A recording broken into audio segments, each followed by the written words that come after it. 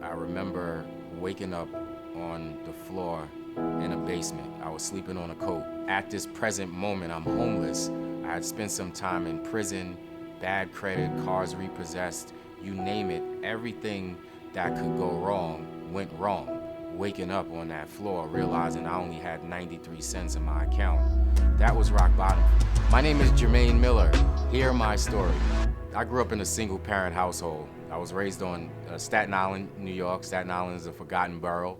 We had some influences growing up, and my mother did what was best for us. She put a roof over our head, clothes on our back, and food on the table, but she had to work. So I spent a lot of time with my grandmother, who actually lived in Harlem in the 80s and 90s. And Harlem in the 80s and 90s was not the best place to grow up. It was drugs and gang violence.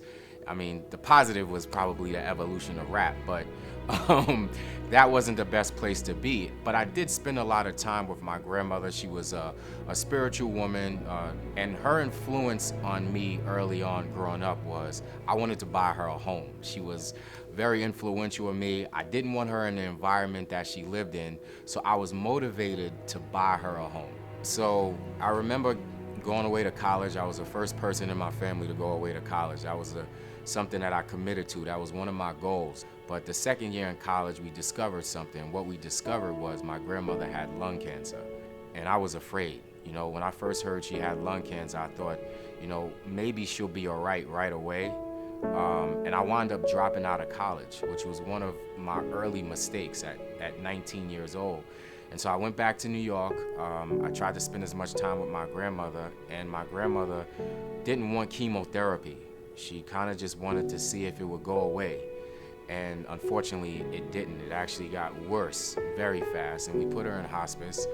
And I didn't know that hospice means you're probably not gonna come out of this space. So we lost my grandmother shortly thereafter. And once we lost my grandmother at that age, I feel like for 5 years of my life, I was on the sidelines of life, and I just parked. I parked my dreams, I parked my goals, I parked everything that I promised her to be, because on the day that I buried her, I felt like I buried my dreams and my goals, and I no longer knew who I wanted to be, what I wanted to do, and what I wanted to have in life. I remember waking up on the floor in a basement. I was sleeping on a coat, and I lost my grandmother at 19. When I woke up, I was 25 years old. When I woke up, I mean, like I finally snapped out of this fog that I was in. And by the time I was 25 years old, I had gotten married and divorced. I had children by multiple women. At this present moment, I'm homeless. I had spent some time in prison, bad credit, cars repossessed, you name it. Everything that could go wrong went wrong. Waking up on that floor, realizing I only had 93 cents in my account and pennies in my pocket. And what do I do now? That was rock bottom for me. So I remember picking up the phone and calling one of my closest friends, and I said, listen, man, I want to become a real estate agent, but the big problem is I don't have the money to become a real estate agent. At the time, it was $250. And he said to me, he said, well, I really don't have it either, but it sounds like you really need this and this is something that you want, so I'll send you the money. And he wound up sending me the check for $250.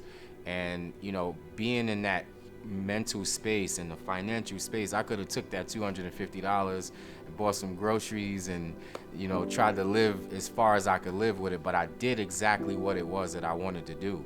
And I passed my exam, and I remember my first day in the real estate office. I walked into the company. They were giving bagels and juice and all of those things. And for 3 days, I sat in these trainings. And the third day, I pulled the CEO of the company to the side and said, hey, listen, I appreciate the juice. I appreciate the bagels. I appreciate everything you're giving. But if I stay here any longer, I'm not going to have the opportunity to make any money. And he looked at me and he said, well, what do you mean? And I had printed out my bank statement from Norfolk Bank, and I showed him how much money I had in the account at that time. And he looked at me and he said, you gotta be kidding me, this isn't for real. I said, this is all I have, I gotta sell some real estate. So I started a lot of production in terms of real estate. I was hungry, not just physically hungry, but mentally hungry to provide a better life for myself and my children. And I worked for a lot of great companies, and over 10 years in real estate, I did over 200 million in real estate sales, but I still felt empty.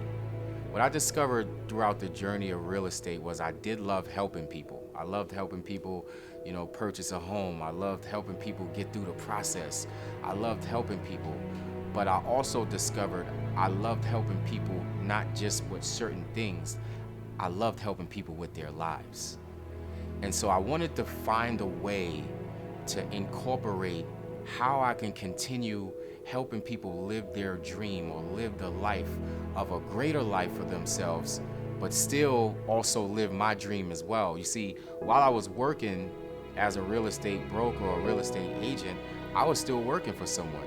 So it's kind of hard for me to tell someone to live their dream while I'm helping build somebody else's dream, right? So I finally decided, hey, look, in order for me to tell someone to live their dreams, I gotta live mine. And I did that by opening my first real estate office in 2015. We opened up 3 offices shortly thereafter that. And now I feel much more inspired to help entrepreneurs, people who started from nothing, how to help them become something in life. If you're like me or have been in any close proximity to some of the things that I've shared with you today, here's a little bit of advice. I want you to look at yourself 5 years from now, not today, the 5 year from now self. And I want you to ask yourself this question. In 5 years, if I continue doing the same thing that I'm doing now, whether it's worrying about my past, worrying about my struggles, looking at the appearance of things and what's going on in my life, if I continue worrying about those things, where would I be? See, you have an opportunity right now, right this moment, to design your life, to live the greatest life that you can ever live. You are the architect for your dreams, for your goals, for your ideas. But you can also, by default, live a life that you don't want to live. So today I encourage you, right now, think about the things that you want to have in your life 5 years from now. And today, make the commitment, make the decision, make the goal to be that person 5 years from now.